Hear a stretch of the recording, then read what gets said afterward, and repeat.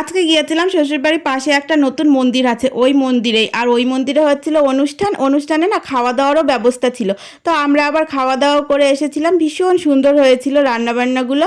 তো এখানে আবার যে এই যে বর কত কাজগুলো করছে না, আমি অনেক দিন থেকেই বলেছিলাম যে দেখো আমাকে কিন্তু ওই যে ছাদের উপরে ফুল গাছ লাগানোর ব্যবস্থা করে দিতে হবে, নতুন সংসার, একটু নতুন নতুন করে জিনিস না করলে হয়।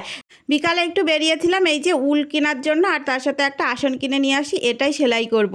আর এই যে দেখো রাতের বেলা বর বলছে কি চলো একটু রোল বানাই। তো আমি বলছি আমি কিন্তু রোল টোল বানাতে পারি না, কিন্তু তারপরেও চেষ্টা করেছি, এতটা সুন্দর রোল বানাতে পারবো আমি আশাই করিনি, পুরো দোকানের মতো রোল বানিয়ে ফেলেছি। বর বলছে তুমি তো সেই রোল বানাতে পারছো।